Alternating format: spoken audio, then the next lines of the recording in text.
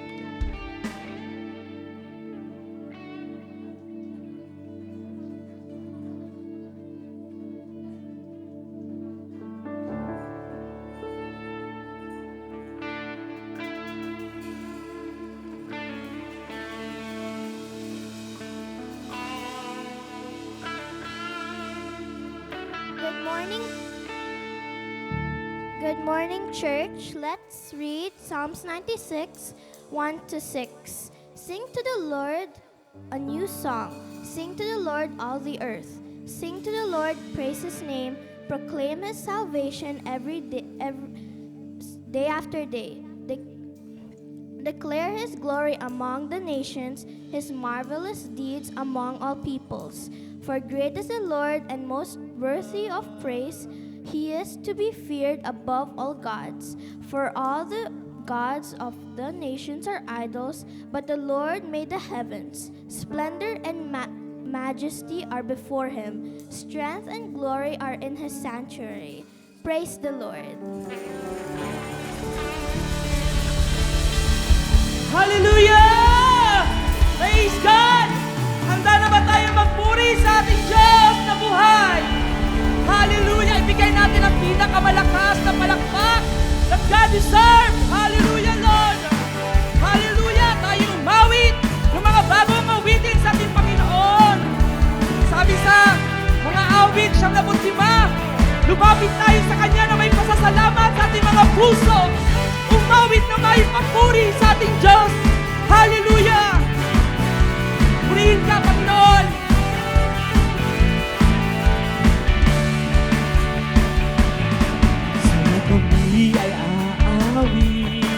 sa'yo kami ay sasamba.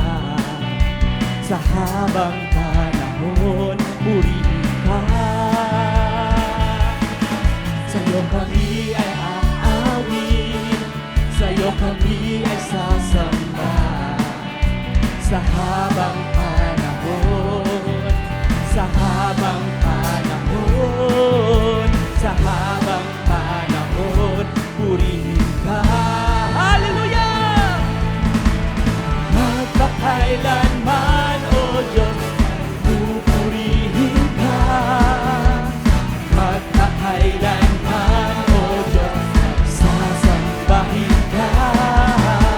Sa lahat ng iyong gawa, mga pagpapala, Panginoon, pasalamatan ka. Sa'yo kami ay aawin, sa'yo kami ay sasamba. Sa habang panahon, purihin ka. Yes, Lord! Sa'yo kami ay aawin, sa'yo kami ay sasamba. Sa habang panahon, sa habang panahon, sa habang panahon, purihin ka. Magpakailanman, magpakailanman, O Diyos, pupurihin ka. Magpakailanman, O Diyos, sasambahin ka. Sa lahat ng iyong gawa, mga pagpapala, Panginoon, pasalamatan ka. Magpakailanman, O Diyos, pupurihin ka. Magpakailanman, O Diyos, sasambahin ka.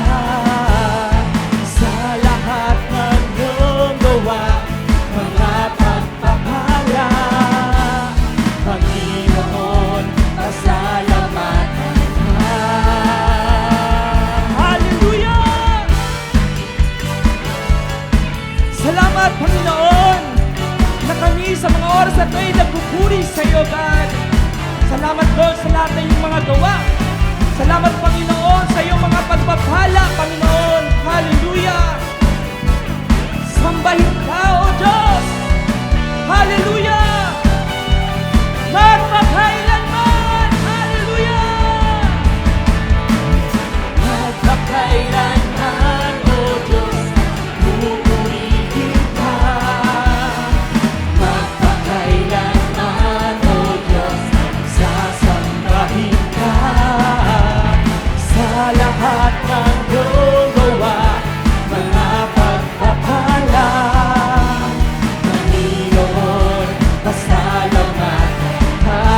Minsan pa, magpakailanman, O Diyos, pupurihin ka. Magpakailanman, O Diyos, sasambahin ka. Sa lahat ng iyong gawa, mga pagpapala, Panginoon, pasalamatan ka. Panginoon, pasalamatan ka. Isigaw mo, kapatid! Panginoon, pasalamatan ka. Hallelujah!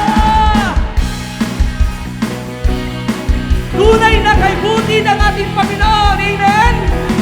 Amen! Ngayon, ito ay sisigaw natin sa ating Panginoon. Hallelujah! Diyos, kay buti ng Diyos sa akin. Kay buti ng Diyos, kay buti ng Diyos sa iyo. Ituro mo yung katabi mo. Kay buti ng Diyos, kay buti ng Diyos sa Kanya. Hallelujah! Kay buti ng Diyos, kay buti ng Diyos sa lahat. Ipalakpak mo, kapatid! Palakpak ang kamay at ikaw ay kaway. Sabayan mo ng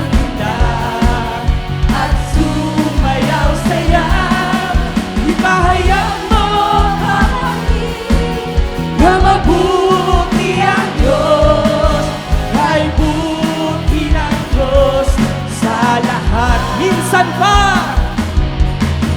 Kay buti ng Diyos, kay buti ng Diyos sa akin. Hallelujah! Kay buti ng Diyos, kay buti ng Diyos sa iyo.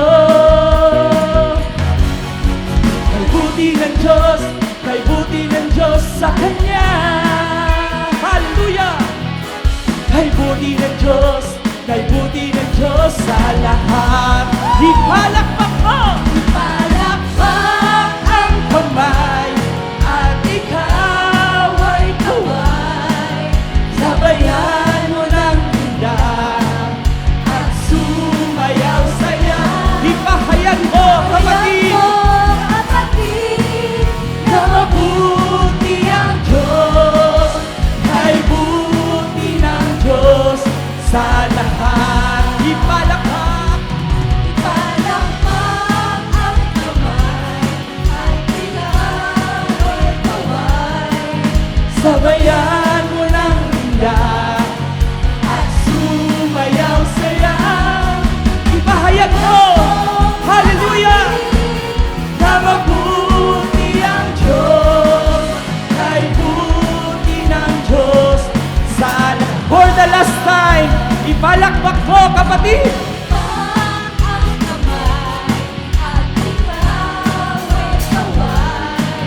Sabayan mo ng handa at sumayaw sayaw.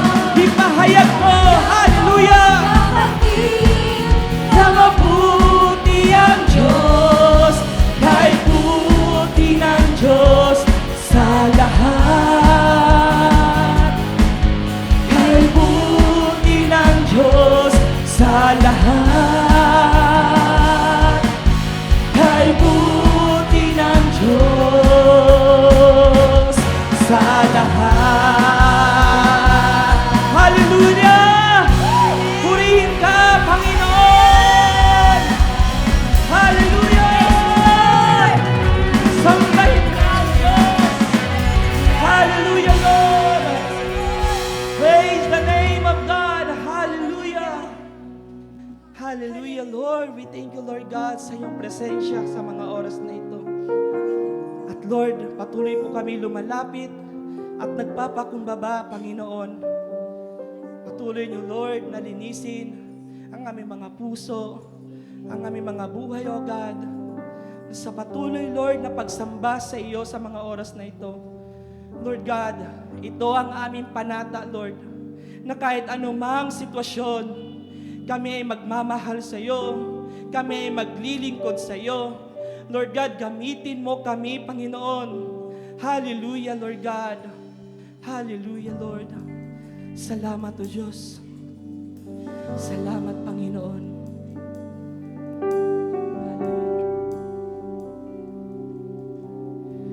Di man sapat aking mga gawa sa paglilingkod sa Diyos na dakila. Di man sapat maging ang salita sa pagpupuri at pagsamba sa iyo, aking Ama. Anumang sitwasyon at pagkakataon, magmamahal, magtatapat sa iyo. Maglilingkod sa iyo nang may kagalakan. Panata ko ngayon at kailanman. Anumang sitwasyon at pagkakataon, magmamahal, magtatapat sa iyo. Maglilingkod sa iyo nang may kagalakan.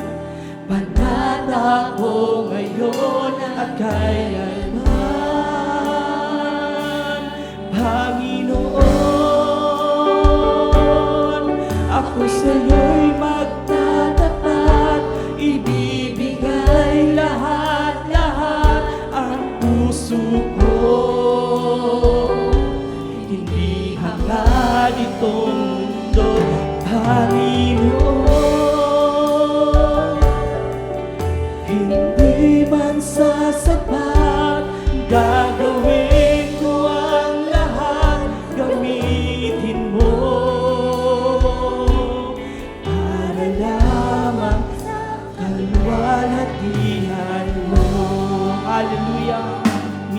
pa.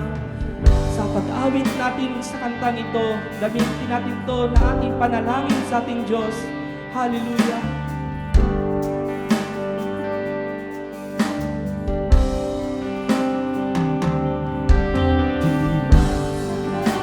Aking mga gawa sa paglilingkod sa Diyos na dakila. Hallelujah, Lord. Sapat maging ang salita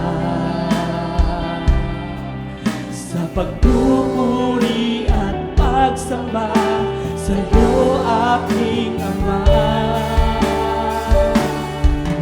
Anumang sitwasyon at pagkakataon, magmamahal, magtatapat sa iyo.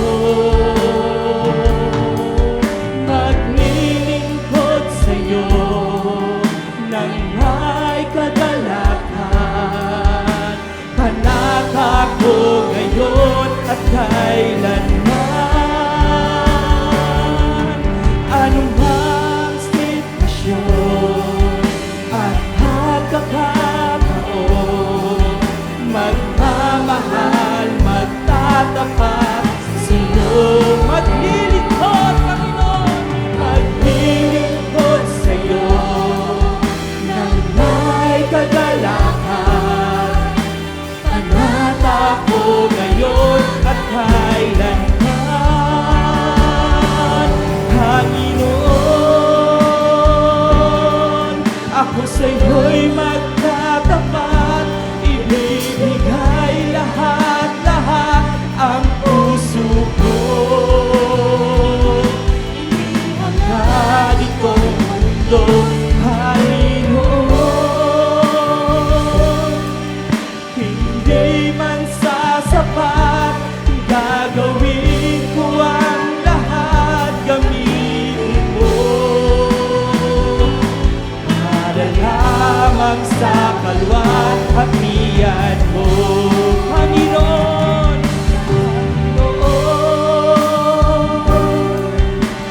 Ako'y magtatapat, ibibigay lahat-lahat ang puso ko. Hindi hangad itong mundo, Panginoon. Hindi man sasapat, gagawin ko ang lahat, gamitin mo lamang sa kalwalhatian mo. Hallelujah! Oh, sa pataas ng ating mga kamay, handa ba tayo ibigay ang ating mga puso? Handa ba tayong ibigay ang ating mga buhay? Kahit anumang sitwasyon, anuman ang inaharap natin, tayo'y maglilingkod sa ating Diyos na buhay. Hanggang dumating ang araw na siya ay ating makaharap. Ngayon pa lamang, ibigay natin ang ating mga puso. Hallelujah! Hallelujah!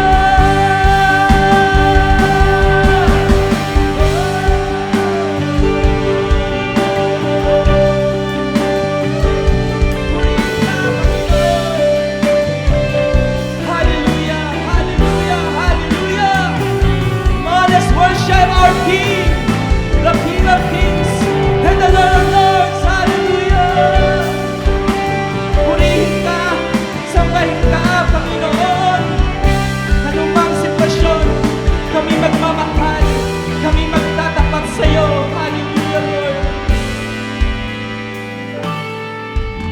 Anumang sitwasyon at pagkakataon, magmamahal, magtatapat sa iyo.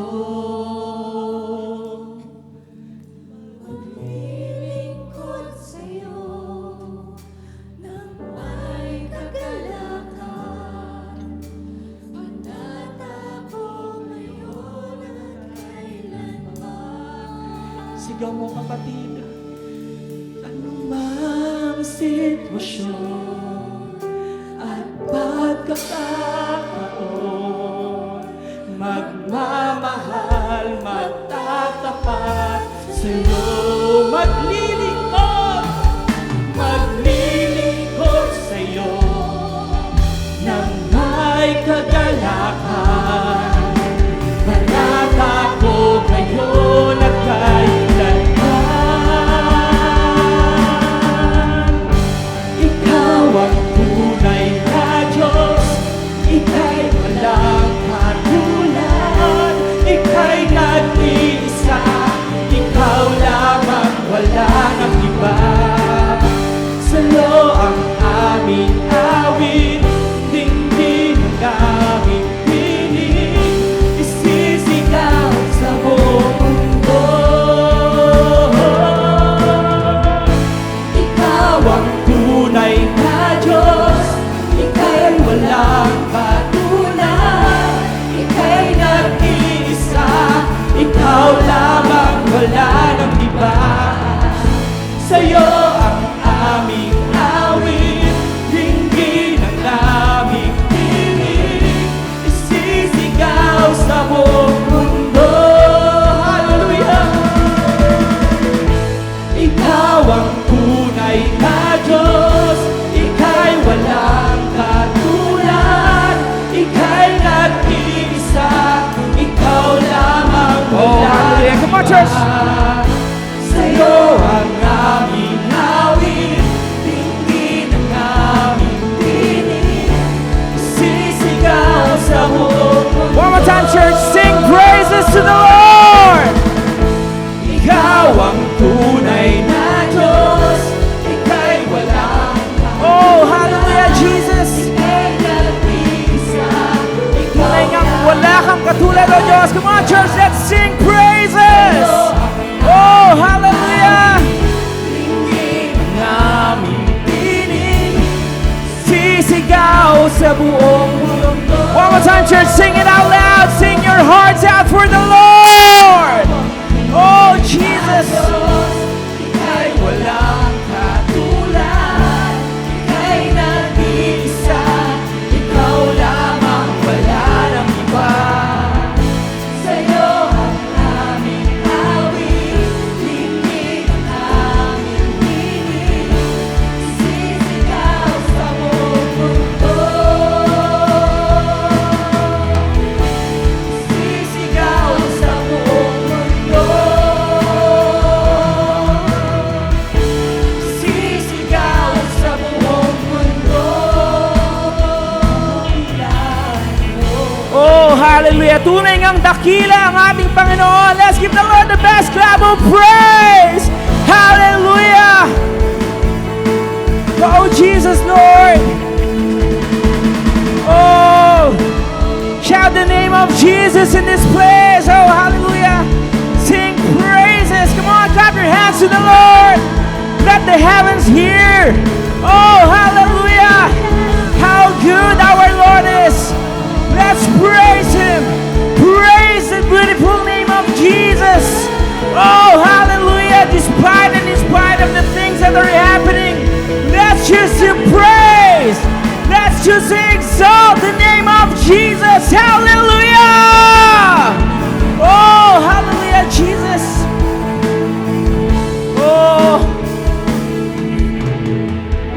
Oh, maraming salamat, Panginoon, Lord God. Tunay nga na Ikaw ay napakadakila, O Diyos. Lord, anumang mga sitwasyon, mga bagay na kinakaharap namin, Lord God. Lord, salamat sa pagkakataon na to, Lord God. And whatever it is that we are going through, Panginoon, Lord God, sa oras na to, we are choosing just to praise You. We are choosing just to give all the thanksgiving, Lord God, lahat ng pasasalamat, Lord God, sa mga bagay na ginagawa mo, Lord God. Tunay nga, Lord God, all things work together for good, Lord God. So anumang mga sitwasyon na kinakaharap namin, Lord God, Lord, You deserve all our praises, Lord God. You deserve to be shouted in this place, Panginoon, Lord God. And we will never get tired of shouting to the world how good You are in our lives. Hallelujah. Lord, maraming salamat for always being with us, Lord God. And Lord, we just pray that we will feel your holy presence, Lord God, hanggang sa matapos ang service na to, Panginoon, Lord God. Lord, we invite you, Holy Spirit, maranasan ka namin, Lord God, maramdaman namin ang pagpapala at lahat ng magagandang bagay na nagbumula sa iyo. And to all the people of God, let's all give the Lord the loudest clap of praise. Hallelujah! Oh, hallelujah! Oh, Jesus. Oh, Jesus. Maraming salamat. To you be all the praises and honor. In Jesus' mighty name we pray. Amen and amen. Hallelujah. God is good. And all the time, God is good. Hallelujah. Palapakan natin ang Diyos na buhay. Oh, Jesus. Amen and amen.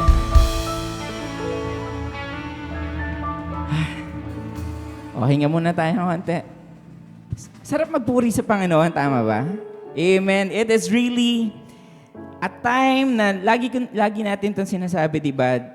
Praise and worship, we are always being encouraged by Pastor Nards, yung mga word na naririnig natin every Sunday, that really for those who are being with us regularly on a Sunday, let's make it a habit. Let's see to it that aabutan natin yung worship, yung praise and worship, because this is really that ang tawag dito, that intimate time, that intimate moment na talagang maibibigay natin lahat sa Panginoon. One more time, palapakan natin si Lord. Tunay nga na mabuti ang ating Panginoon. And dahil napakabuti ng Panginoon, we have a first timer for this morning. So, kapatid, if you will hear your name called, pwede po ba makatayo tayo para ma-recognize tayo? So, our first timer is his sister, Shamin. Is it Shamin? Charmaine. Ayan. Charmaine, where are you, Sister Charmaine? Ayan. Welcome to the Word for the World Christian Fellowship family. This is a full gospel non-sectarian church, and lagi namin itong sinasabi every time we have a first-timer here that we are not promoting any kind of religion, but only we are aiming to really have everyone deepen the relationship for the Lord. Amen? Amen. So, let's get started. Ayan. Or, bago tayo mag-start, since medyo maaga pa naman, pwede bang tumayo muna tayong lahat ulit? Umikot tayo, kamayin natin yung mga kapatid natin, and let's all be excited as we go to this Sunday service. Ayan. We are glad that you are here, mga kapatid.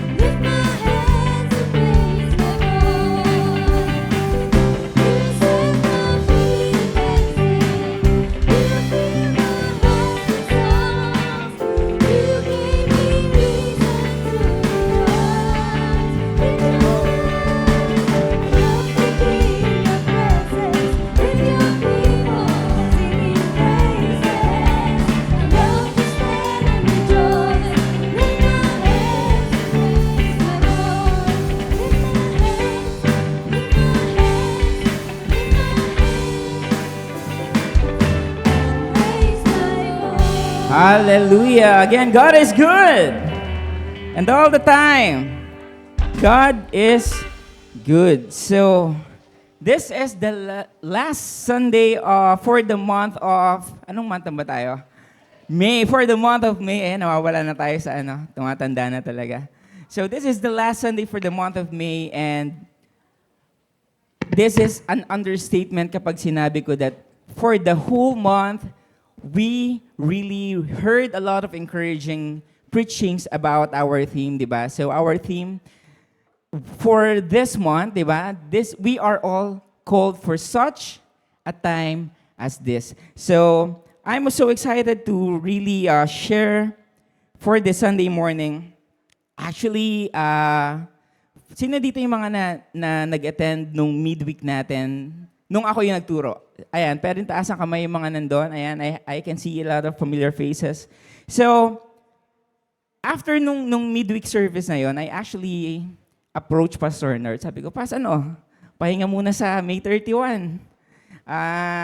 Tapos na ako midweek eh. Pahinga muna tayo May 31. Sabi niya, hindi, sige, ganyan. And then, in my heart actually, I really wanted to share the same preaching na tinuro ko nung midweek. And after that, I prayed for another message para i-share, and lagi talaga akong binabalik doon, and I believe that there is something na gagawin ng Panginoon sa umaga to. Naniniwala ba kayo doon? Amen. So I'm so excited, and for those who are there, ayan, yung mga reaction natin, kunwari, first time natin narinig, but I am so excited. I really wanted to share it to these people, now looking at the people who are here, and I believe may mga marireveal sa atin si Lord. Amen. Again, God is good. And all the time. God is good. So since we have a first-timer, ayan, I would like to introduce myself as I always do. So my name is Brother Arvin. I'm one of the fruits of our discipleship training batch 4. And like I always say every time I stand here, more than an opportunity, I always see this as a privilege. Standing here to be used by the Lord, di ba, sa mga maraming bagay, to really share and to really encourage the people na pinagkakatiwala niya sa atin every Sunday na tumatayo tayo. So, for our preaching this morning, again, recap tayo. This is the last Sunday of the month, and the theme is called for such a time as this. So, sometime around last year, I also had a preaching, and ang title nun, ayan, if we can flash it on our screen para meron tayong reference. And welcome. Hindi welcome yung title, Ayan. So, sometime last year, I shared this preaching entitled Called to Serve. All right? And as we all know, our theme for this month is the story of Esther, di ba? And it is to encourage the people and to tell the people that we are all called for such a time as this. So, for this morning, we will also be using the same main verse in Ephesians 4:1, but this time, of course, to wrap it up sa last Sunday ng month natin, our preaching will be entitled, but nag-advance masyado. It is entitled, Called for Such a Time as This. Sabihin nga natin sabay-sabay, Called for Such a Time as This. Yan, Called for Such a Time as This, sabi ko nga, we will be using the same verse in Ephesians 4:1, and let me read the verse to all of you. So, Ephesians 4:1, as a prisoner for the Lord, then I urge you to live a life worthy of the calling you have received. So here makikita natin, this is Paul speaking, and in line with our monthly theme, makikita natin dito the word urge. Sabihin nyo nga, urge. Sino dito sa work yung halos everyday nakaka-receive ng mga urgent emails? Ayan, urgent, this is urgent. Gawin mo to, this is urgent, di ba? Submit this to me by this time, this is urgent. Ibig sabihin ng urgent, as we all know it, kapag sinabing urgent, it has a sense of urgency, di ba? It is important. Would you agree with me, church? Di ba? Pag sinabi nating urgent, it is somehow, or it is actually important. So sabi dito ni Paul, then I urge you to live a life worthy of the calling. Naniniwala ba kayo na lahat tayo may calling coming from the Lord? We all have a calling coming from the Lord.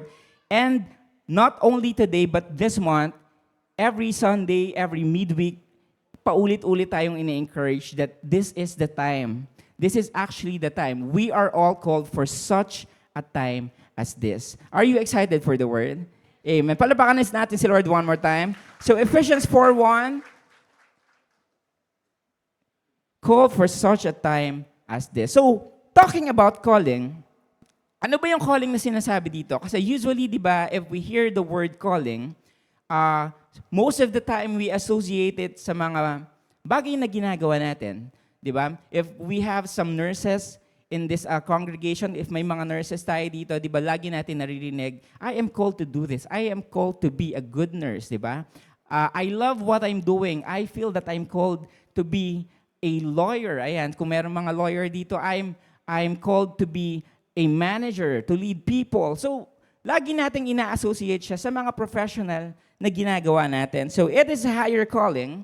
Ang sinasabi natin dito, the calling that we will be talking about for this morning, it's a higher calling than the professional or than the profession that we choose to practice when you sincerely seek to please God in all you do, and when you honor Him by how you do your work, you live your life worthy of the calling. Are we following, church? Amen. So, ibig sabihin pala nito, for as long as whatever you are doing is honoring the Lord, for as long as what you are doing is you are giving your best for the Lord, that is walking worthy of your calling. Amen. So, now the question is, as you hear this message now, do you already know kung ano yung calling mo coming from the Lord?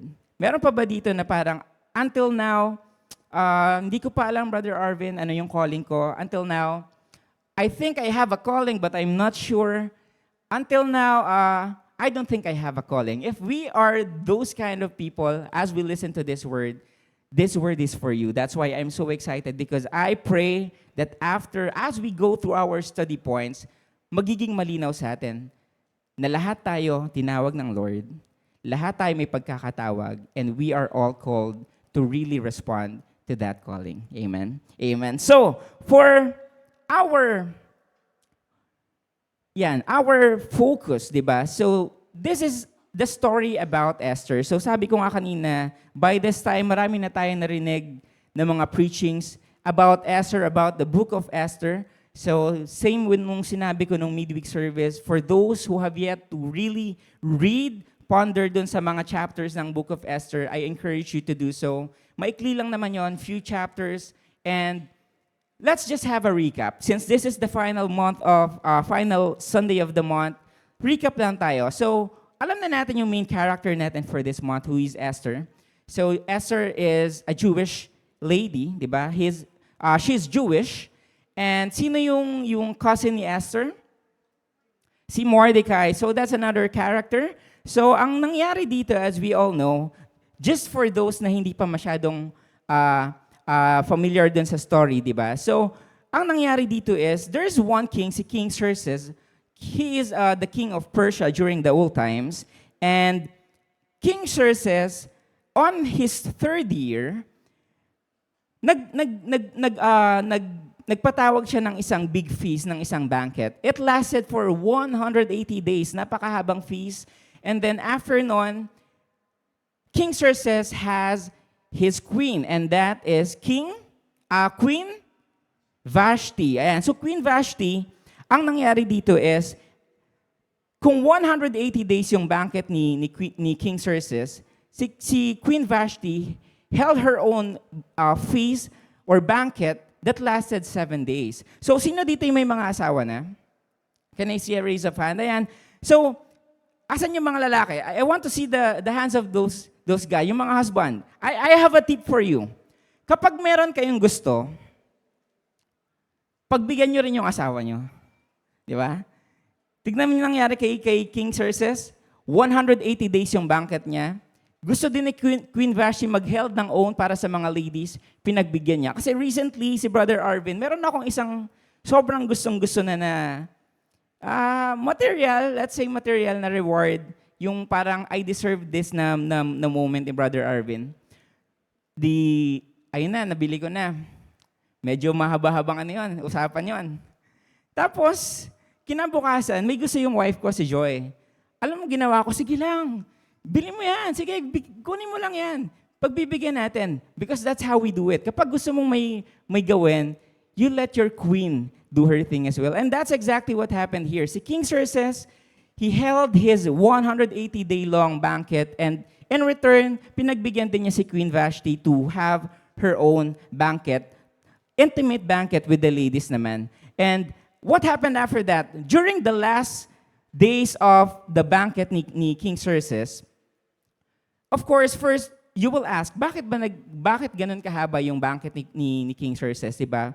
First, if you will do your own reading, it is actually to establish power, di ba? He wanted to establish yung influence niya dun sa all of the provinces of Persia, and at the same time, yung 7-day banquet naman, it is actually to show naman yung generosity ni King and ni Queen sa mga commoners or sa mga common people.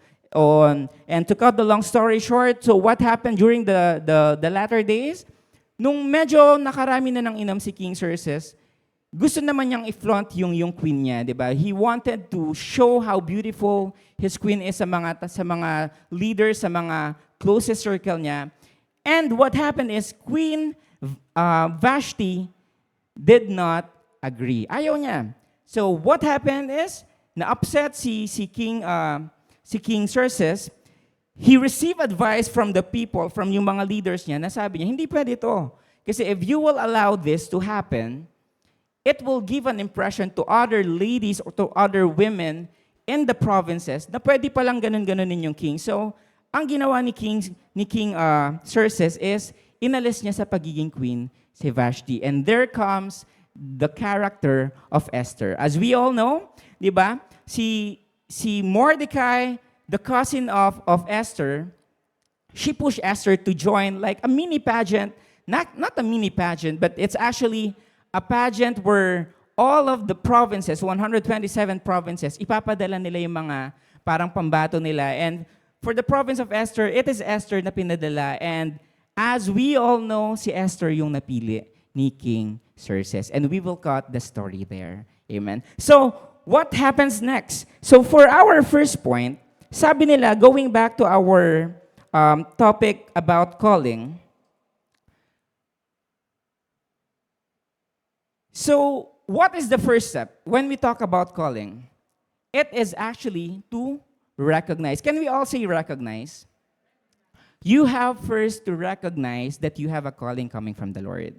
Because if you will not recognize, if you will not realize that calling coming from the Lord, you will not be able to take the next step. So first things first, let's establish what should we do for the calling na meron sa atin si Lord. It is actually to recognize that we all have a calling coming from the Lord. Amen. So, first point natin for this morning, so it is, as you realize, as you recognize your calling, first point natin is you have to respond to God's calling. So when God is looking for a messenger to speak to the people of Judah, let's read this verse from Isaiah. So it is Isaiah 6-8, or chapter 6, verse 8. Sabi dito, "Then I heard the voice of the Lord saying, Whom shall I send, and who will go for us? And I said," sabi ni Isaiah, "Here I am, send me." So if we're being called by God, we should have the same attitude of, same with Isaiah. Sino dito yung magantong attitude na kapag ni-reveal sa ni Lord yung calling mo, you are so bold, you are so excited, you are so confident that, Lord, sige, here I am. Available ako, Lord. Ano ba yung papagawa mo sa akin? I am available. Here I am. Send me. Same with Isaiah. But that's not the case with most of us. Naniniwala kayo doon? Diba? Sometimes kasi yung iba sa atin, we know that we have a calling coming from the Lord. Alam natin na tinatawag tayo ng Lord to do something, but we are, for some reasons, we are so hesitant na parang, I don't think ready na ako, di ba? Those are some of the examples na mga reason natin. I don't think kaya ko, Brother Arvin, parang hindi ko ata kaya. Parang ang hirap, or hindi pa ako ready, i-ready ko muna yung sarili ko. Are those the same words na sinasabi natin kay Lord every time we deal dun sa mga calling natin? I bet and I believe na we are all in the same, parang in the same situation in one aspect of our life na alam mong tinatawag ka ni Lord, but for some reason or for many reasons, sinasabi natin, Lord, parang hindi pa ako pwede, parang hindi ko kaya yan. Lord, iba na lang. So dito makikita natin sa first point natin that if you recognize, especially if it's very clear na tinatawag ka ng Lord, you have to respond to God's calling. Can you all say, respond? respond. So sometimes even if we already know that God is calling us to do something, we do not respond for a lot of reasons. And going back to the story of Esther, if babasahin natin the entirety of the story, in many instances in the story, she had reasons not to respond. Naniniwala kayo doon? Maraming reasons si Esther na para hindi siya sumunod. Unang-una pa lang, nung nagpatawag ng parang pageant yung palace to replace Queen Vashti. If you will do some readings, ang sinasabi doon, si Esther daw during that time is on a younger age, 'di ba? So maybe you would agree if sasabihin natin na sabi siguro ni Esther, pwede namang sabihin ni Esther, hindi ako pwede, masyado pa akong bata dyan. Diba? Marami namang ibang pwedeng representative yung province namin, pwedeng yun na lang. It can be that. And si Esther din, meron din siyang choice, hindi sumunod kay Mordecai. This will be on the latter part of the story na nung sinasabi na ni Mordecai, nakausapin niya si King Xerxes. Later on, we'll dwell into that. Pwede rin namang sabihin ni Esther during that time na, ayoko, hindi pwede, delikado. That's another instance. So what we are going to here, dito sa point natin is, minsan, kapag alam na natin yung pagkakatawag natin coming from the Lord, marami tayong mga reasons. Marami tayong mga, let's say, excuses. Diba? But same with Esther, in this story, makikita natin that we all have to be bold. We all have to be really willing, di ba, to step into that faith na, sige Lord, if you are calling me to do this, I will do this because I know that it will bring glory to your name. Amen. Palapakan natin si Lord one more time. So she had reasons, but she did it anyway. So sabihin mo sa katabi mo, bro, sis, kung ano man yung calling mo coming from the Lord, just do it. Sabihin mo, just do it. Just do it. Gawin mo lang. Do it anyway. Because lagi ko nga sinasabi, if it is the Lord calling you, and if it's really clear na tinatawag ka ng Lord to do something, if malinaw na malinaw sa heart mo, sa spirit mo, that it is the Lord calling you, you respond. You do it anyway. Hindi ka naman papabayaan ng Lord eh. Amen. Hindi ka naman tatawagin ng Lord to do something na ikakapahamak mo.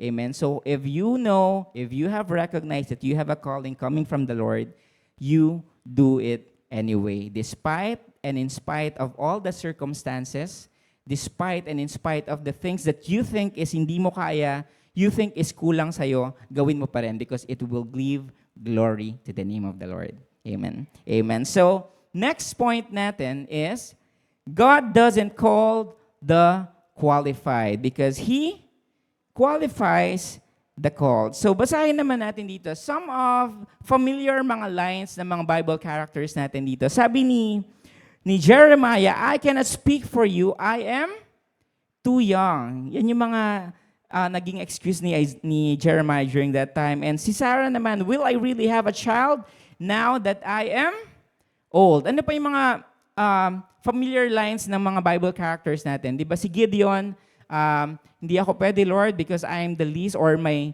family is the least in our clan. Si Moses, anong sabi ni Moses? I am slow in speech. Diba? And many more reasons. Maraming reasons si Moses during that time. So, we can see how God calls people in the Bible despite of their incapabilities. Diba? Hindi lahat ng tinatawag ni Lord sa Bible is highly qualified. Hindi lahat ng tinatawag ni Lord sa Bible is really have a lot of capabilities, have the skills, diba? Makikita natin dito, most characters na tinatawag ni Lord sa Bible, it is those people, those characters with a lot of flaws, with a lot of things na kulang sa kanila, with a lot of things na hindi nila kayang gawin, but what do they have in common? They all responded to the call of the Lord. So, same encouragement na binibigay sa atin ng word this morning, that whatever it is, ano man yung kulang mo, ano man yung tingin mong hindi mo kayang gawin, if you have that heart to really follow and obey the Lord, you do it anyway. Why? Because He doesn't call the qualifies, He qualifies the call. Amen? So when God calls you, He will equip you. Naniniwala kayo dito, church? Amen. That if it's God who called you, He will also be the one who will equip you.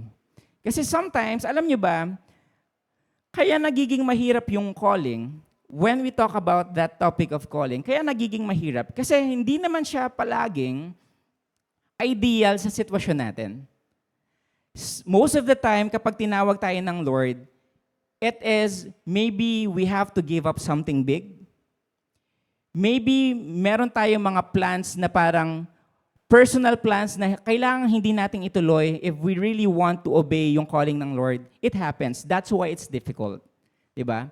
Kaya may mga maririnig tayong story sa ministry na nung tinawag sila during that time is wala silang ibang resources, wala silang mga kakayanan, diba? To really start a ministry. But God is so good. Makikita natin yung mga, actually this church is also one of the fruit of that leap of faith na nung nag-start naman tayo, wala naman talaga halos lahat eh. We started from scratch. Diba? Naririnig nga natin lagi sinasabi ni Pastor Nars, pumunta sila dito ng family nila, may mga plano silang hindi natuloy sa Pilipinas, leap of faith, pumunta sila dito, started something small, but look at you now. Pwede bang mag-look around tayo? Tignan nga natin yung mga kapatid natin. This is the fruit of that faith na talagang tinayuan ng simbahan na to, and we are all answered prayers. Palapakan natin si Lord one more time. So yun yung sinasabi sa atin, that as you respond to the call, it is not always you will find yourself in an unideal position. Na hindi palagi na madali lang, magre-respond lang pala, o sige, Lord, ako nang bahala dyan. It's not always the case. The reason why it's being hard is tatawagin ka ng Lord sa isang bagay, and you really have to have that faith. Kailangan maniwala ka lang na wala akong resources, Lord, wala akong kakayanan, but I trust you because sabi nga dito, if God calls you, He will equip you. Si Lord magpo-provide niyan. Wala pa sa plano namin, Brother Arvin, magka-baby eh. Naniniwala ba kayo na yung mga babies na yan, it is actually a purpose, a calling coming from the Lord as well. Amen? Doon sa mga nagwo-worry na, hindi namin plinano to, don't worry. God blesses you with that child. He will provide for that child. Amen? So, marami tayong mga bagay na kinakatakot na parang hindi ko pa kaya, Brother Arvin. Parang hindi pa ako ready mag-step. But again, ulit-ulitin natin, if it is God calling you, kapag ikaw ay tinawag ng Panginoon at kapag ikaw ay nag-respond sa tawag ng Panginoon, siya ang magbibigay sa iyo ng mga kakailanganin mo. Wala namang ibang kailangan sa atin si Lord eh. Naniniwala kayo doon? Hindi niya kailangan yung skill mo, hindi niya kailangan yung resources mo. Siya nga yung source ng lahat eh. All He wants is you to be willing to obey.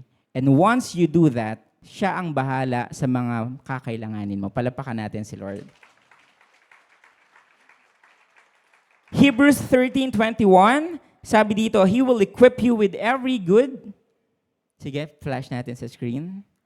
Ayan. So, sabi dito, okay, so He will equip you with every good thing to carry out His will and strengthen you, making you complete and perfect as you ought to be, accomplishing in us that which is pleasing in His sight through Christ Jesus. So, ang kailangan lang sa atin ni Lord is our willingness. That's why ang sabi dito in Exodus 35:29, ayan, so Exodus 35:29, sabi dito, all the Israelite men and women who were, anong sabi dyan?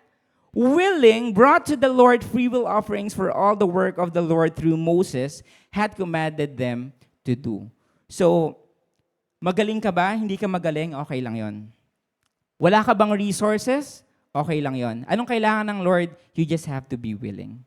Kailangan lang ng Lord is a pure heart that is willing to obey, and the rest, siya na yung bahala. So all you have to do is be willing to obey and trust the Lord that He will provide and equip you with everything that you will need in response to that calling. And sabi din dito, a willing heart is the first step in finding God's will in our lives. We cannot expect God to force us or to plead with us about the calling in our lives. Amen? Amen. So, again, if we reach that point na parang we are still hesitant, na parang nagdadalawang isip pa tayo to really respond to the call of the Lord. Again, this is the last Sunday of the month of May, and we are being urged. We are all called for such a time as this. Di ba? Nakikita niyo na ba yung mga nangyayari sa paligid natin? Are you not bothered? Di ba? Minsan ba pag nakakabasa tayo ng news, hindi ba kayo na parang nababurden sa mga nangyayari sa home country natin? Nagkakagulo na. Everything that's happening na nararanasan natin dito, yung impact nung war between the US and Iran, hindi ba kayo nalulungkot? Sino dito yung nalulungkot? Diba? As you hear those news, marami na mga bagay na nangyayari. And this is really a wake-up call para sa atin na lahat tayo, hindi lang yung mga leaders natin sa church, we are all have our calling come from the Lord.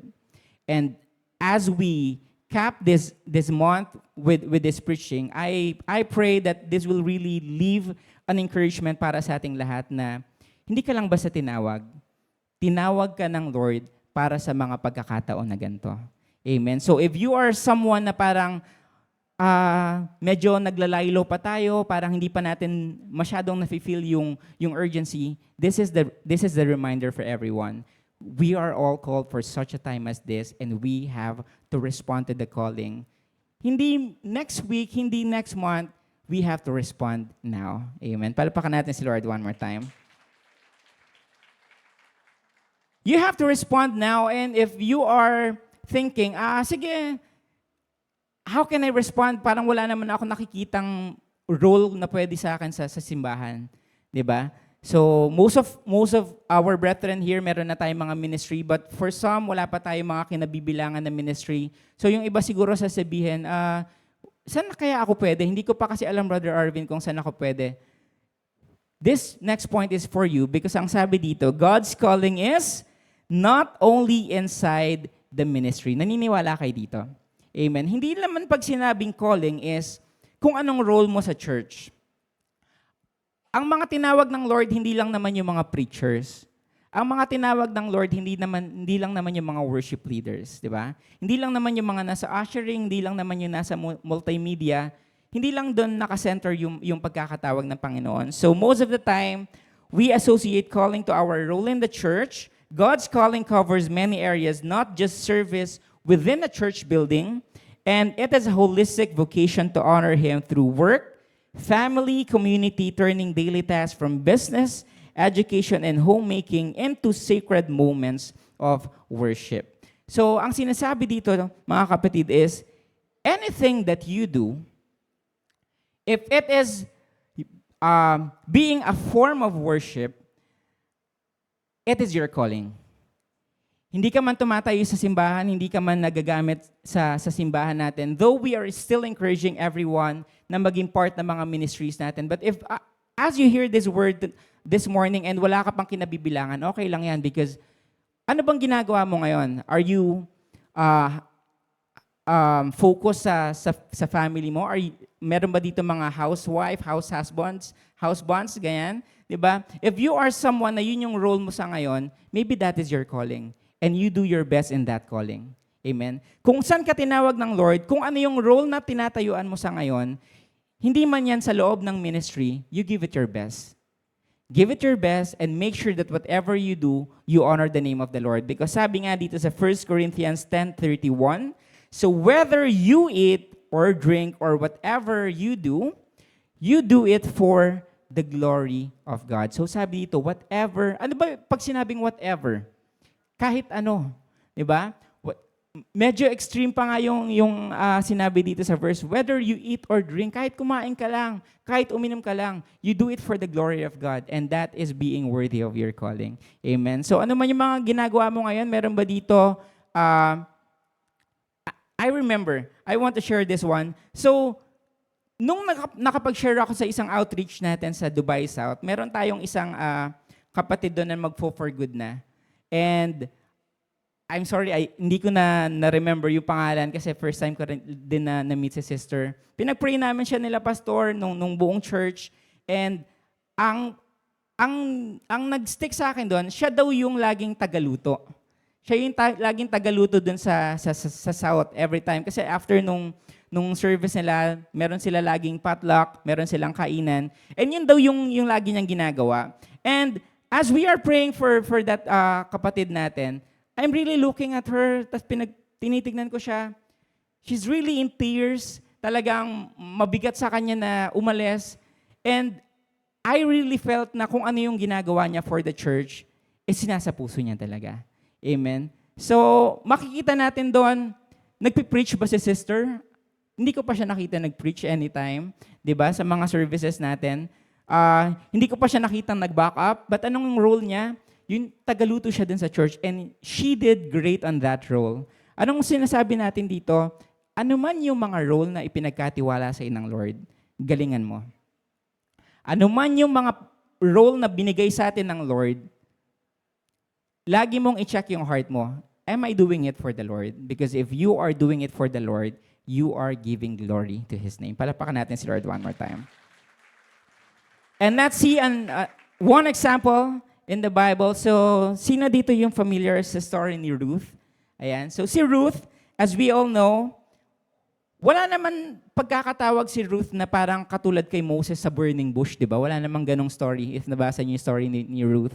Wala din naman siyang mga dreams like Joseph na, may mga vision about the stars and everything. Wala namang ganong mababasa kayo about kay Ruth. But ang ginawa lang ni Ruth is, instead, she authentically lived out her identity as Naomi's daughter-in-law.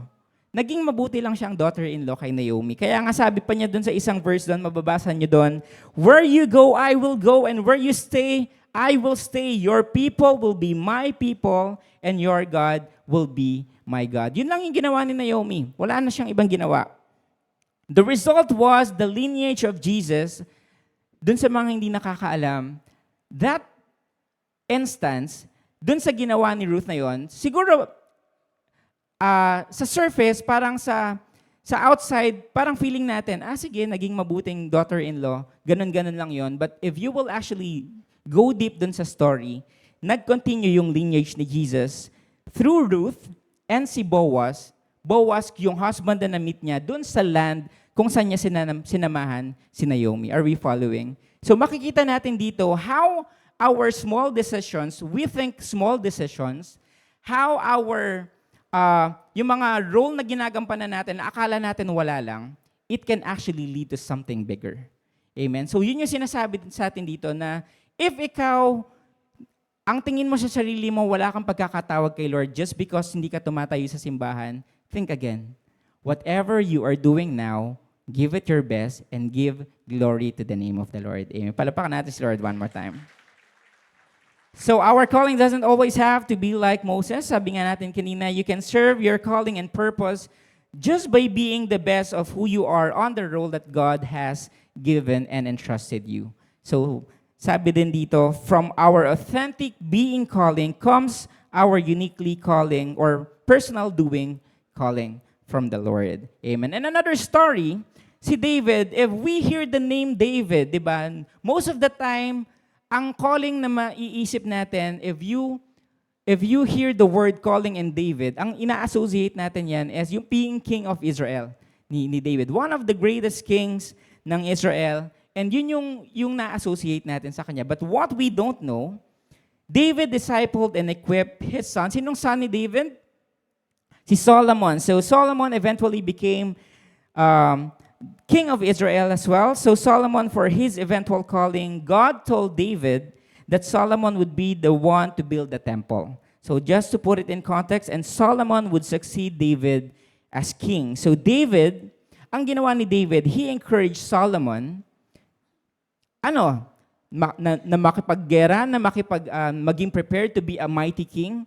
Anong ginawa ni David? He encouraged Solomon to worship, to obey, and to serve God. Diba? Kasi pag inisip mo, if God commanded David and revealed to David na si Solomon na magbibuild ng temple, and he will eventually succeed as king, diba? Ano ba yung mga characteristics ng being king? Diba? Dapat you will be mighty, you have to lead people. Pero hindi yun naging focus ni David. Ang tinuro niya, how to worship the Lord, how to serve God, how to really obey. And if you are someone na meron tayong mga nililid, be it yung mga anak natin, di ba, sa household, if meron tayong mga anak natin, we're trying to really start early sa mga anak natin. Sinasama natin sila dito kahit naglalaro-laro, ikot-ikot lang sila dyan. That's okay. Why? You start with them. Diba? That is also your calling. Meron tayong calling sa mga anak natin, or if you're someone na nagli-lead ng mga, sino dito yung mga tribe lead? May mga tribe leaders ba tayong available this morning? Ayan, for those tribe leaders, mga cell leaders natin, if ang in-entrust naman sa'yo ni Lord is yung mga members mo, you do your best on that role. Why? Because it gives glory to the Lord. Whatever it is na pinagkatiwala sa atin ng Lord, same with David, more than teaching the skills, more than teaching kung paano maging magaling sa isang bagay, let's do it like David. Teach them how to worship the Lord. Teach them how to obey the Lord. Teach them how to have that heart that in everything that they do, they give glory to the Lord. And that is the best response to the calling na pwede natin gawin. Amen. Palpakan natin si Lord one more time. And of course, hindi natin makakalimutan si Mordecai. So going back sa story natin with Esther. So si Mordecai, makikita natin dito how Mordecai also played a big part dun sa calling, sa eventual calling ni Esther. So ituloy natin yung story kanina. So di ba napili na si Esther to be the queen of King Xerxes? Ayan, so doon na tayo, tuloy na natin yung story. So ang ginawa dito is, nung naging queen na si Esther, si Mordecai, he's always around, and then one day, meron siyang na-overheard na mga soldiers, 2 soldiers, plotting something na hindi maganda. They are plotting to kill or planning to kill si King Xerxes. Anong ginawa niya? Sinumbong niya to kay Esther. And then si Esther, of course, being the queen of King Xerxes, sinabi niya doon. And to cut the long story short, naparusahan yung 2 soldier na yon. And what did Mordecai receive in return? Isinulat siya doon sa Chronicles. May Chronicles kasi mga kings noon. Sinulat doon kung ano yung ginawa ni Mordecai. And that's his part. And also, kanina, naalala nyo, he's also the one who pushed, diba? He's also the one who pushed Esther to join the pageant. Diba? Yun yung mga ginagawa ni Mordecai. So, you can see here that Mordecai is actually not only being a good cousin to Esther, but he adopted Esther as his own. Kasi nga, diba, anong tawag dun sa Tagalog? Ulila. Ulila na si Esther. So, kahit parang cousin lang sila, he really nurtured Esther, and then he protected and guided her as well. So Mordecai fulfilled his personal calling and eventually led to the fulfillment of Esther's own calling, not calling for the Jewish people. So ganun yung ginawa ni Mordecai. So sabi sa atin dito, never feel less if your only Christian calling is to your children or other family members. Only in heaven you will discover how impactful your calling has been. Naniniwala kayo dito? Because all of us, hindi naman kasi tayo lahat tinawag to do a certain thing because we all have different gifts. Naniniwala kayo sa mga gifts na pinagkatiwala sa atin ng Lord? Diba? Meron sa ating mga gifted to really preach the word. Diba? Meron sa ating mga gifted to really sing, to be a worship leader. Diba? How I wish. Diba? Alam niyo ba na yun, hindi ko naman sinekreto to. Yun talaga yung pinaka-prayer ko. Lord, kung tatawagin mo naman ako sa to be a worship leader. Hindi talaga.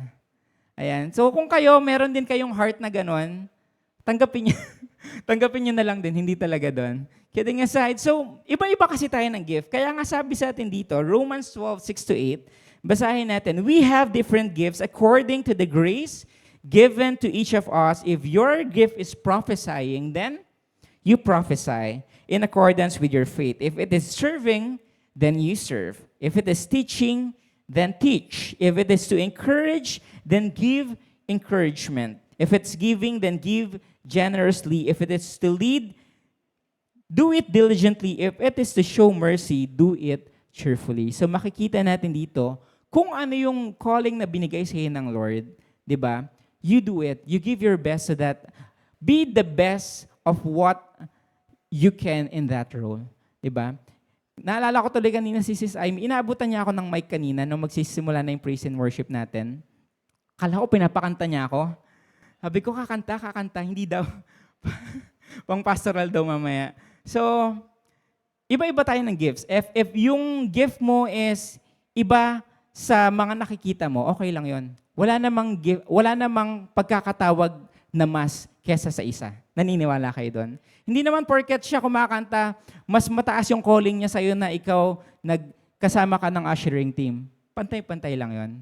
'Di ba? Hindi naman yung pagkakatawag sa mga preachers na nakikita natin tumatayo dito, ibig sabihin, mas ma-level up yung calling. Yes, in some aspect, but ang sinasabi natin dito, hindi ibig sabihin nun maliit yung pagkakatawag sa'yo.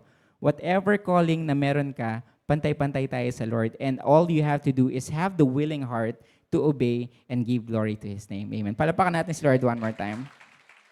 Because no calling is too small. Walang calling na maliit. Lahat tayo, ang tinitignan ng God looks at the heart. Naniniwala tayo dito.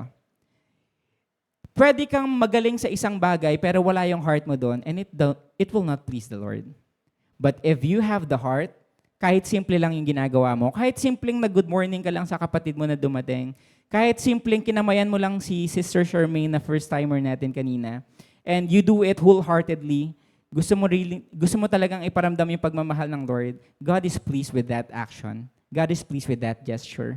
Diba? No calling is too small. Ano man yung mga bagay na pinapagawa sa atin ng Lord, if you will do it wholeheartedly, coming from the heart talaga, because I believe God looks at the heart. You can be the best in what you do and wala kang heart and it will not honor the Lord.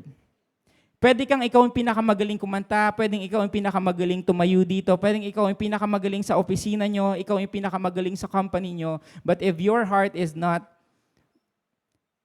to do it for the glory of the Lord, it is all for nothing. Naniniwala tayo doon. Ano man yung ginagawa mo, this is a reminder na paulit-ulit kong sasabihin sa inyo this morning, kahit gaano kaliit sa tingin nyo yan, or gaano kalaki yung mga bagay na yan, you do it for the Lord. Do it wholeheartedly because it pleases the Lord. No calling is too small. Palapakan natin si Lord one more time. All callings are just as important as the other. Whatever you do it for the glory of God. Colossians 3:23-24. Whatever you do, work at it with all your heart as working for the Lord, not for human masters, since you know that you will receive an inheritance from the Lord as a reward. It is the Lord Christ you are serving. And next point natin, going to our next point, sabi dito, not only the righteous can be called. Naalala niyo yung verse natin kanina with Isaiah? Anong sabi niya doon sa verse 8? Lord, here I am. Send me. Diba? That's an encouragement para sa atin nung nagsisimula tayo kanina as we discuss yung topic natin about calling. But that is verse 8. Basahin natin yung few verses before verse 8. Ang sabi dito, this is also Isaiah speaking. Sabi dito, Isaiah 6:5. Ayan. Sabi niya dito, this is verse, anong verse yan nakikita niyo? Verse 5. Kanina, anong verse yung here I am, send me? Verse 8. Verse 5, ang sabi niya dito, it is all over. I am doomed, for I am a sinful man. I have filthy lips and live among a people with filthy lips. Yet I have seen the King. Amen. So, dito makikita natin, before yung verse na naging bold si Isaiah, na Lord, andito ako, send me. He also struggled. Bago pa man siya naging bold to really step into his faith and to really obey the Lord, nag-struggle din siya.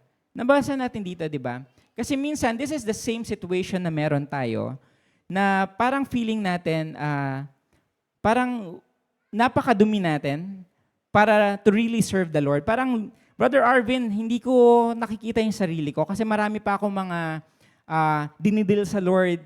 Parang feeling ko, napaka-unworthy ko pa to really respond to the calling. Diba, marami pa akong mga bagay na hindi ko pa nag-give up until now. Yes, pinagpe-pray ko, pero hindi ko pa siya na-overcome. And I don't think I'm ready to really step into the calling for the Lord. So if you are that someone listening to the word this morning, this word is for you. Look at Isaiah. Diba? He struggled. Yes, ito yung naging struggle ni Isaiah before siya naging bold to respond.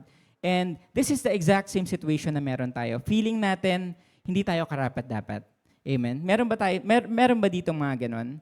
If you are that someone, let me tell you this. If you think that you are not worthy to really step into the calling for the Lord, you will never be worthy.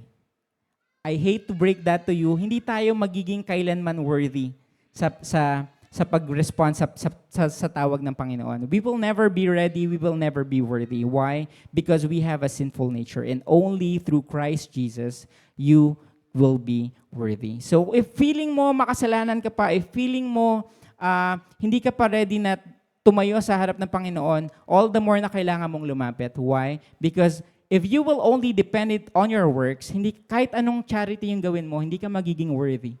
Kahit anong pagiging banal yung gawin natin, we will never be worthy because of our works. Only through Christ Jesus, di ba? So if feeling mo makasalanan ka pa ngayon, mas lalo kang lumapit.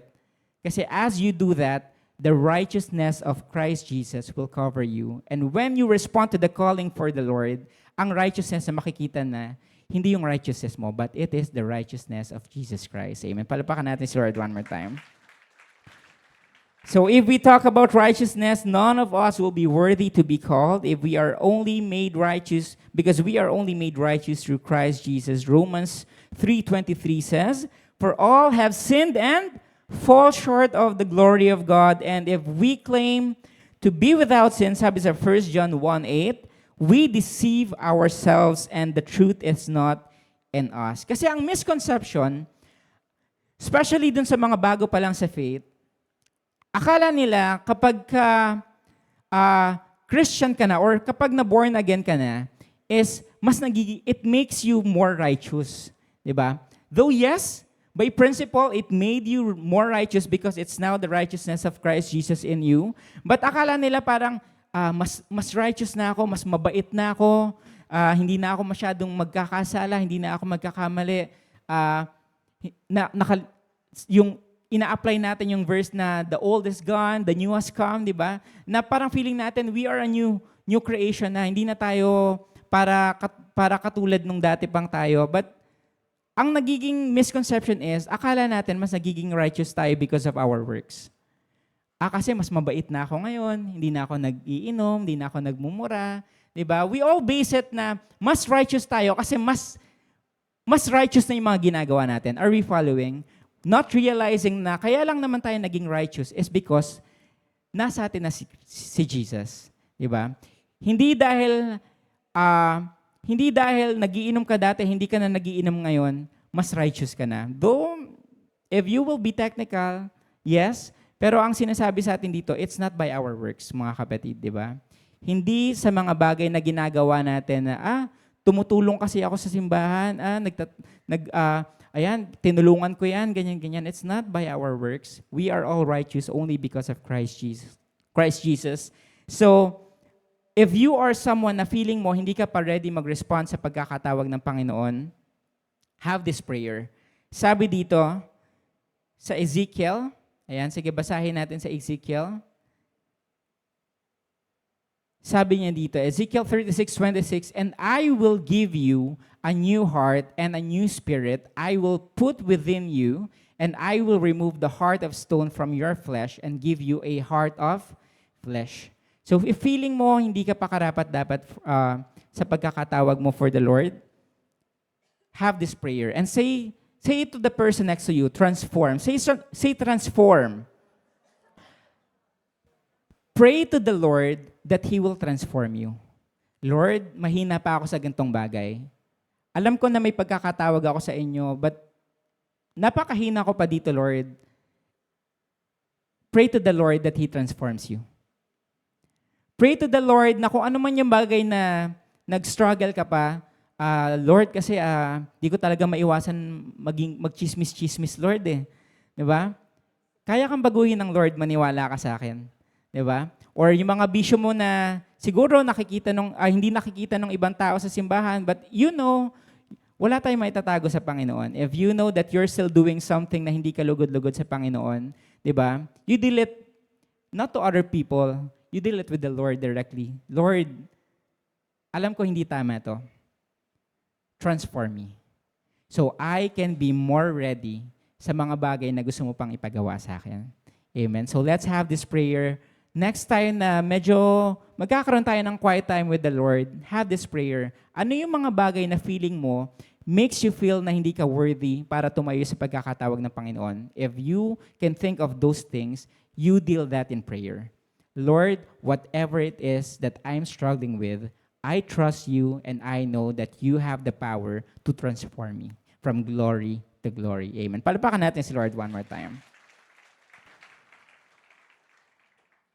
And if until now, you still don't know or you still haven't realized yung calling mo coming from the Lord, this last point, this is our last point. Ayan. So this is, for our last point, we are all called to be like Jesus. Dito wala nang exempted. Lahat tayo tinawag to be like Jesus. Amen? So, 2 Timothy 1:9, He has saved us and called us to a holy life, not because of anything we have done, but because of His own purpose and grace. Amen? So it's not easy to live a holy life. Sino ditong nadadalian to live a holy life? Napakahirap. Diba? Napakahirap. Parang feeling mo, holy life ka na ng 2-3 months, magkamali ka ng isa, bagsak ka na naman. Diba? It's really difficult. I don't even think it's humanly possible. Kaya nga kailangan natin si Lord eh. Kasi kung tayo lang, hindi talaga natin kaya, mga kapatid, di ba? Isang pagkakamali mo lang, hindi na holy on. So it's really hard to live a holy life. So what we should do is to seek Him, ask for His help, repent every time we stumble, and we pray. Di ba? 2 Thessalonians 1:11, sabi dito, with this in mind, we constantly pray for you that our God may make you worthy of His calling, and that by His power He may bring to fruition your every desire for goodness and your every deed prompted by faith. So, mga kapatid, this call from the Lord is open for everyone. Sabi ko nga kanina, if until now hindi mo pa alam kung ano yung pagkakatawag mo coming from the Lord, this one is open for everyone. This is a call para sa ating lahat, regardless of your age, regardless of your tenure in your faith, regardless of what position your heart may be into sa mga oras na to, we are all called to be like Jesus. Amen? So, we may have our different callings, but we are all called to live a life that will give honor and glory to the name of God. So, same with Esther. Balikan natin yung story ni Esther to close. So, ano nangyari dito sa story ni Esther? There's another character, si Haman, 'di ba? Siya yung naging second in command ni King Xerxes. So again, recap tayo, naging queen na si Esther, si Mordecai, there's an instance na niligtas niya si King Xerxes, nasulat siya sa chronicles ni King Xerxes, and then after that, there comes this another character, si Haman. So Haman, he became the second in command in the palace. So what happened there is, Haman being the arrogant person that he is, gusto niya lahat mag-bow down sa kanya. Bakit? Second in command na ako eh. Mataas yung position ko sa palace. Haman wanted everybody to bow down. But not Mordecai. Hindi nag-bow down si Mordecai sa kanya. And that upset si Haman. So ano nangyari dito? Dahil na-upset siya, he wanted to destroy not only si Mordecai, he found out that Mordecai is a Jew. He wanted to destroy not only Mordecai, but the entire Jews. So he went to King Xerxes, sabi niya doon, there's this group of people, they have different faith, they're doing, they have different beliefs, di ba? Na it can be a threat to your kingdom. And for some reason, he made King Xerxes believe him. And there was a decree on a set date, on an appointed date, all the Jews will be wiped out. And dito na nangyari yung instance na nilapitan ni Mordecai si Esther. Sabi niya, our people is in trouble. And I believe that you are called for such a time as this. There's a reason bakit ikaw yung naging queen dyan sa palace. There's a reason why out of many candidates, ikaw yung napili ni king. So help your people. Speak to the king na to do something about it. And alam niyo ba, during the time of Esther, hindi ka basta-basta pwedeng pumunta sa king hanggang hindi kanya sinasamon. Hindi pwede yung parang pupunta ka sa harap ng Malacanang, gusto mo makita si BBM, sabihin mo yung gusto mo. It doesn't work that way. During their time, you have to be summoned by the king. Because otherwise, if you will go there na hindi ka pinapatawag, it can actually cost your life. Yun yung sinasabi natin kanina, dun sa earlier example natin, that Esther, he has a reason not to respond. Pwede naman siyang hindi sumunod kay Mordecai. Why? It will cost her life. Hindi maliit yung kapalit kapag sumunod siya kay Mordecai. But in her heart, she know that it is actually the Lord who placed her in that position. And anong ginawa ni Esther? Okay, I will go. I will go. If I perish, I perish. Diba? Yun yung sinabi ni Esther. If I perish, I perish. But I will do. Pero ano lang yung isang request niya? Ask our people to pray and fast for me. So dito makikita natin that Esther really know in her heart that it is the Lord. It is not only Mordecai. Hindi si Mordecai ang nag-i-instruct sa kanya. It is the Lord. It is the Lord who placed her in that position. It is the Lord commanding her during that time to speak to the king. Yes, it's dangerous. Yes, it can cost her life. But she knows in her heart, it is coming from the Lord. And ano yung point natin kanina? If you know that and if it's clear that it's the Lord calling you, you do it anyway. And that's what she did. She responded to that call. So anong nangyari? Sabi niya, surprisingly, nung pumunta siya kay King, unang-una, makikita natin dito, kung ano yung favor na na-receive ni Esther. Sabi ko nga kanina, it can cost her life. But when she went to the king, instead of King Xerxes being mad at Queen Esther, anong nangyari? Tell me what you want. Even half of the kingdom, I am willing to give you. See how God works in that story, di ba? In a situation na pwedeng maging reason para mawala yung life ni Esther, the same situation, naka-receive siya ng favor coming from the Lord. Diba? Not anyone can go to the king and tell whatever they want, but with Esther's situation, sabi pa sa kanya ni king, whatever you want, I am willing to give half of the kingdom. Just tell me. So ano nangyari? In-invite niya sa banquet si Haman, the second in command, and si Xerxes, si King Xerxes. So during that banquet, mini banquet with Esther, tinanong siya ni King Xerxes, so Queen, ano bang gusto mong hingin sa akin? Inulit-ulit niya, whatever you want, half the kingdom, I am willing to give you. Pero during that time, hindi pa rin sinabi ni Esther. And then after that, natapos yung banquet, hindi niya sinabi yung concern niya. And here comes Haman. Si Haman naman, ang nangyari is, feeling niya, he's so privileged. Kasi so second in command siya eh. Diba sabi ko nga kanina, he wants everyone to bow down before him. And then na-invite pa siya ng king and queen. If you will be invited by the king and queen in a banquet, would you feel special? You will feel very special. And that's what happened to Haman. So pinagyabang na niya sa family niya. And then, that night, I want you to really listen to this part. That same night, remember, hindi pa sinabi ni Esther yung concern niya. But that same night, hindi makatulog si King Xerxes. Anong ginawa niya? He commanded yung tao niya to open or to read the Chronicles. And surprisingly, naalala nyo kanina yung naging reward ni Mordecai nung na-save niya si King Xerxes, na isulat siya sa Chronicle. And nung nabasa ni King Xerxes yun, bigla siyang na-remind, ano yung reward na binigay natin ulit dito kay Mordecai when he saved my life? Wala. So that gave an idea to King Xerxes. The next day, tinawag niya si Haman. Sabi niya, if you want to reward someone, ano yung mga gagawin mo? And then ito naman si Haman, akala niya, King Xerxes is pertaining to him. So sinabi niya, ganito gawin mo dyan, iparade mo siya sa mga provinces, bigyan mo siya ng magandang robe. And to his surprise, sabi ni King Xerxes, okay, kung ano yung mga sinabi mo, gawin mo yan kay Mordecai. Amen. Again, see how God works in that situation. Diba?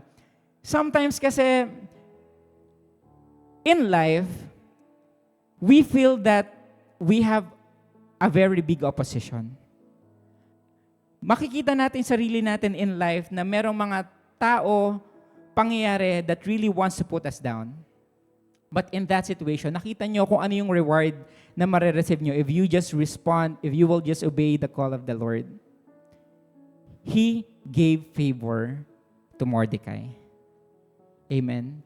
During a situation na si Haman is trying to really kill him, not only him, but the entire Jews, the Lord is still at work.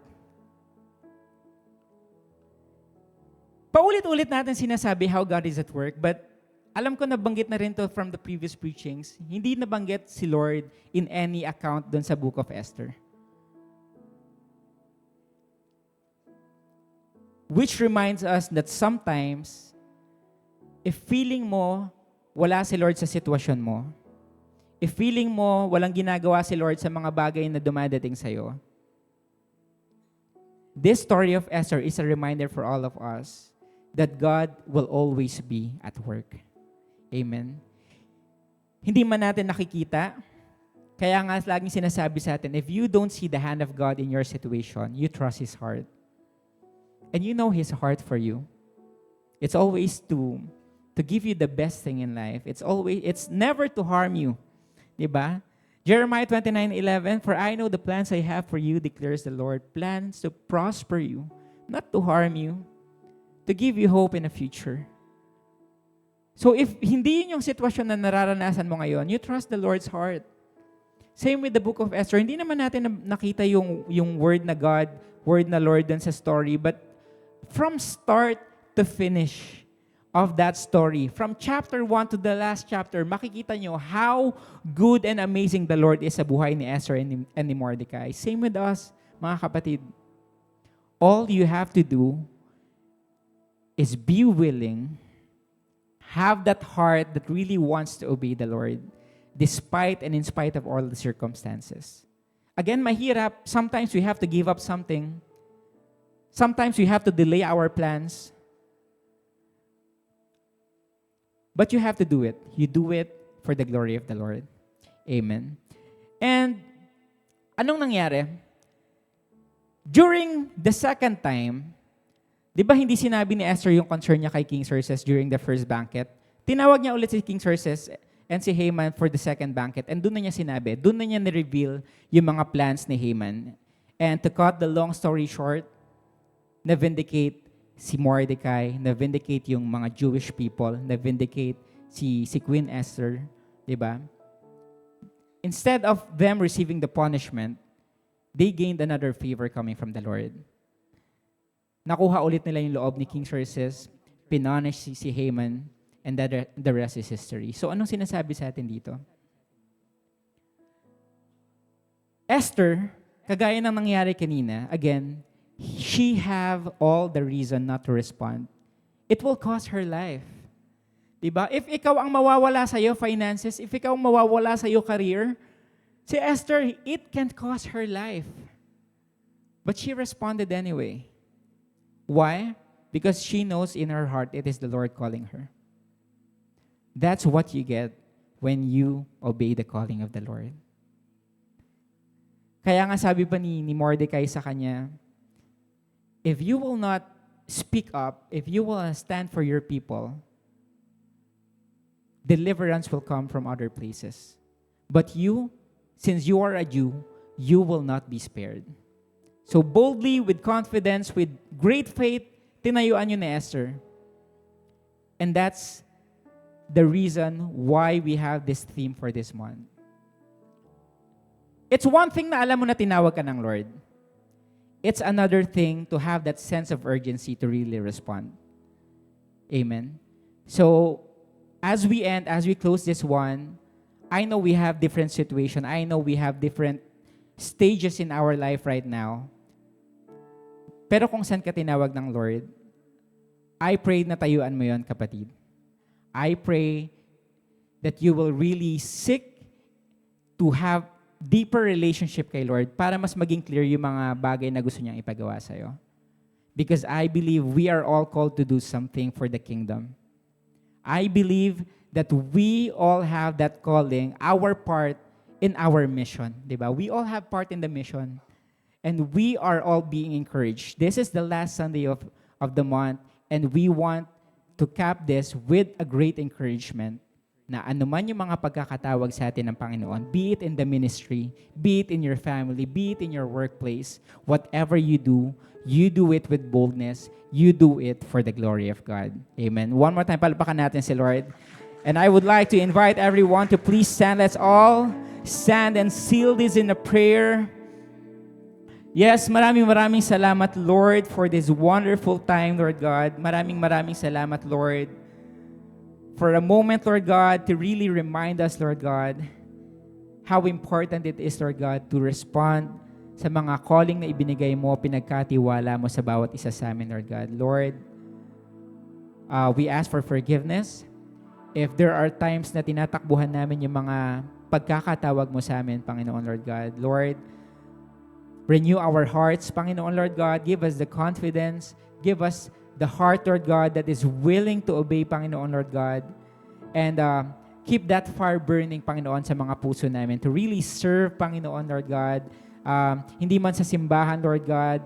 If it's actually in the ministry, allow us to be the best in whatever that we do, Panginoon, Lord God. If it's in our household, Panginoon, Lord God, always provide for us with whatever needs that we have, Panginoon, Lord God. Ano man, Lord God, yung mga kakailanganin namin, Lord God, we know and we believe, Lord God, that if it is you who called us, you will also equip us, Panginoon. Lord, maraming salamat muli.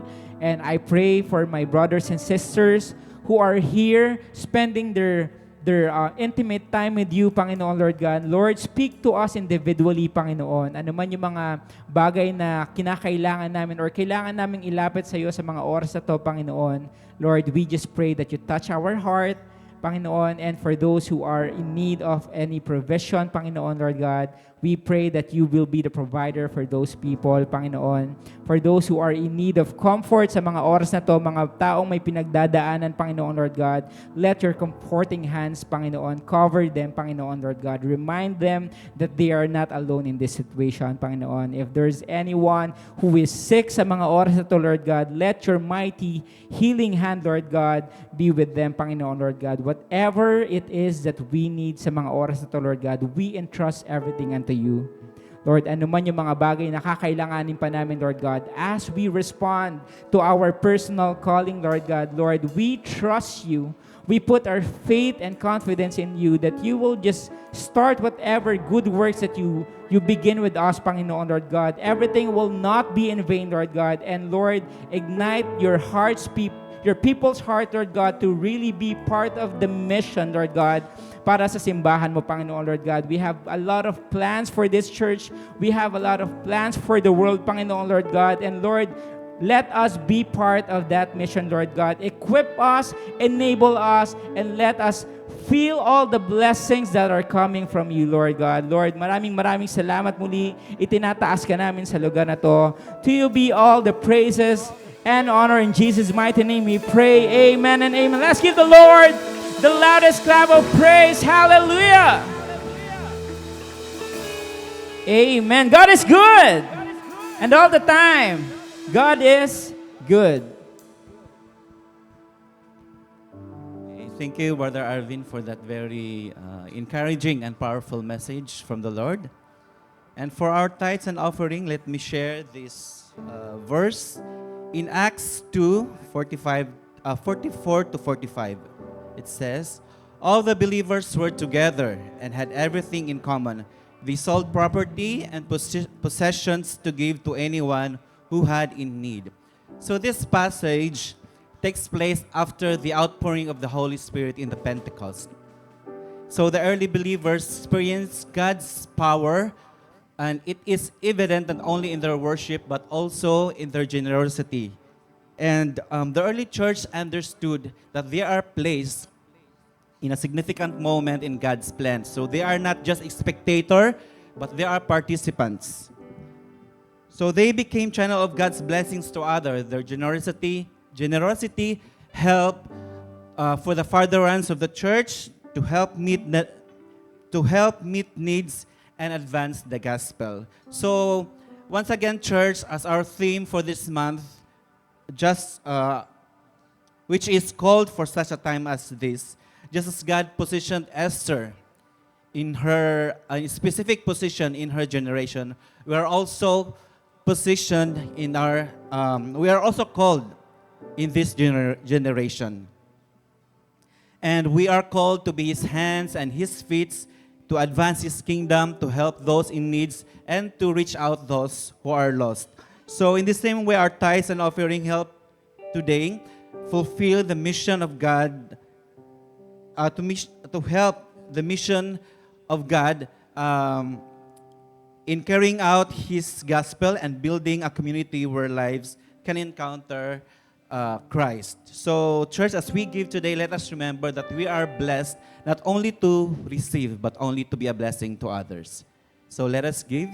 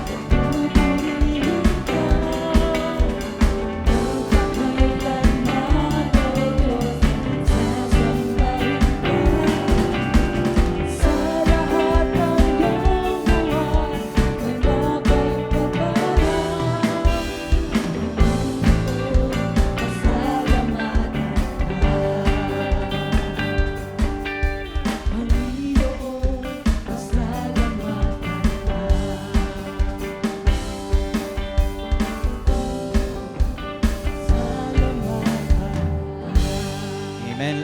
May I invite everyone to please rise and let us pray for this tithes and offering. Let us lay our hands.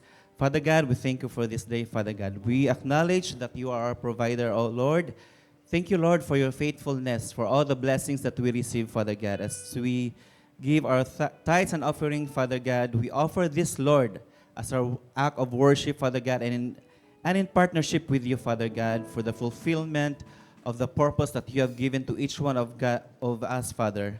And we ask you, Lord, to bless this tithes and offering, Father God. Use this for the furtherance of your church, to save the lost, to help those in needs, Father God, and to strengthen your church, O Lord. And may our giving, O God, reflect a heart that trusts in you and with a desire to fulfill the mission that you have given to each one of us, Father. This we pray in the mighty name of Jesus. Amen. Amen! Hallelujah! Ang lahat ay sumigaw, tinawag ako ng Diyos! Maglilingkod ako! Amen! Hallelujah! Tayong lahat ay malayang-malaya magpupuri sa Panginoon! Hallelujah!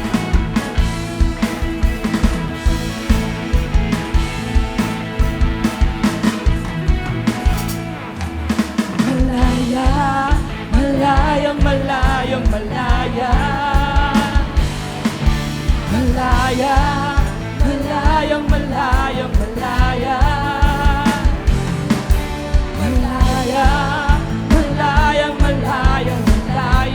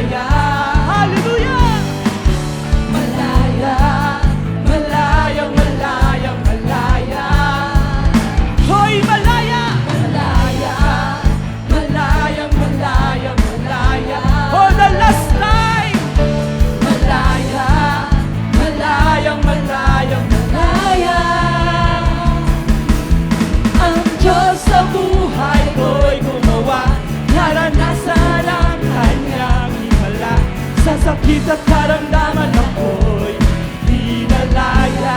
Hallelujah!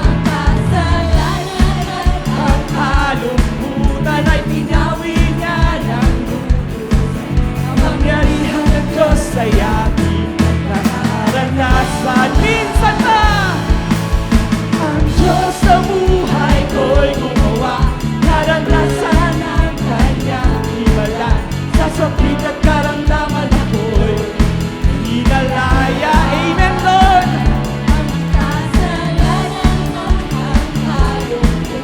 Ay binawi niya ng lubusan. Sa kapangyarihan ng Diyos ay aking nararanasan. Are you ready, church? Hayang sumigaw! Woo! Malayang sumayaw, malayang lumipad, malayang lumipad, malayang sumigaw! Woo! Malayang sumayaw, ang pangyarihan ng Diyos ay aking nararanasan. Minsan pa, malayang sumigaw! Woo! Malayang sumayaw, malayang lumundag, malayang lumipad, malayang sumigaw! Woo! Malayang sumayaw, ang pangyarihan ng Diyos ay aking nararanasan. Hallelujah! Ang Diyos sa buhay ko'y gumawa, naranasan ang kanyang himala. Sa sakit at karamdaman ako'y pinalaya. Amen, Lord! Hallelujah! Ay pinawi niya ng lubusan. Ang pangyarihan ng Diyos ay for the last time, isigaw natin kapatid, ang Diyos na sa ating gumawa. Sa buhay ko'y gumawa. Naranasan ang kanyang himala. Sa sakit at karamdaman ako'y pinalaya.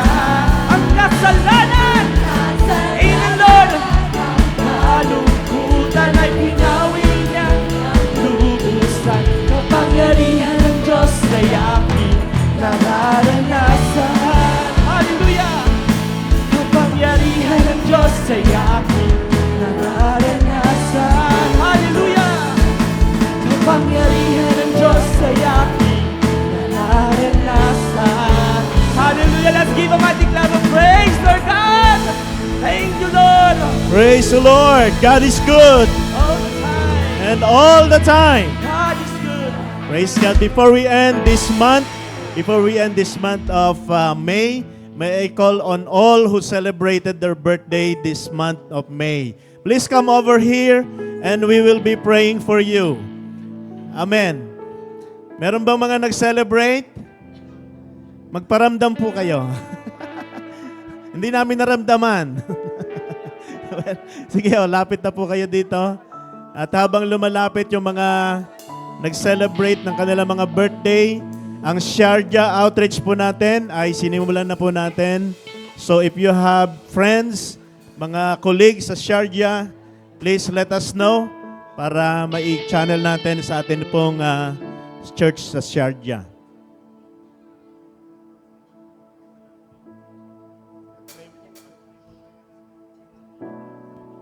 All right, let us extend our hands towards these beautiful men and women na nasa harapan natin na nag-celebrate ng kanilang birthday. Hallelujah. Speak blessings.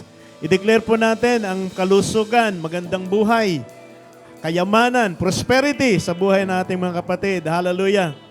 Yes, Lord, we thank you so much, Father, for your blessing, Panginoon, sa aming mga kapatid na nag-celebrate ng kanilang mga birthday, Lord God, this month of May. Lord, we may not know what they are going through, but we believe, Lord God, na ang panalangin namin, Panginoon, at ang panalangin nila, Lord God, ay tinutugon mo.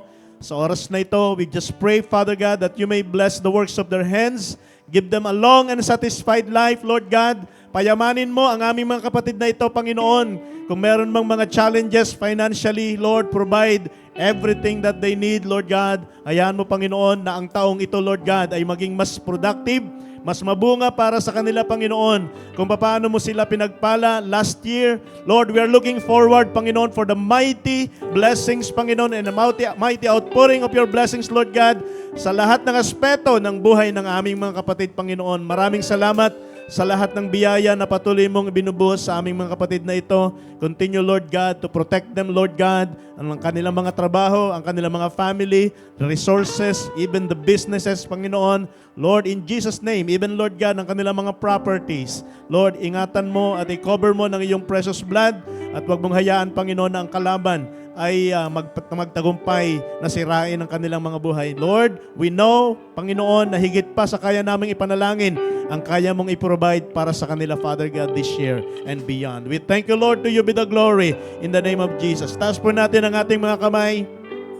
Father, as we lift up our hands today, Lord God, we pray that your blessings will be upon us. Thank you, Lord, for the words that we have received. And as we lift up our hands, Father God, may the love of the Father, the grace and mercies of Jesus Christ our Lord, and the power of the Holy Spirit may continue to be with us, Lord, both now and evermore. In Jesus' name, amen and amen and amen. Happy birthday! Happy birthday to you. Happy birthday to you. Happy birthday, happy birthday, happy birthday. One more time. Happy birthday to you. Yeah. Happy birthday, happy birthday.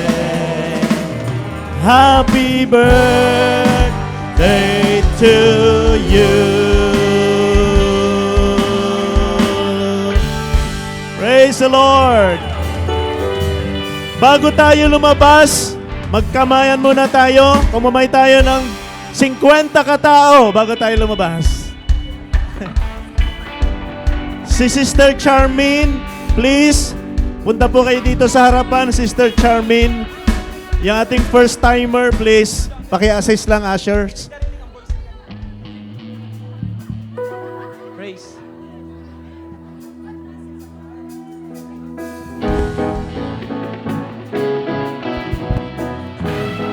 Magkamayan tayo, mga kapatid.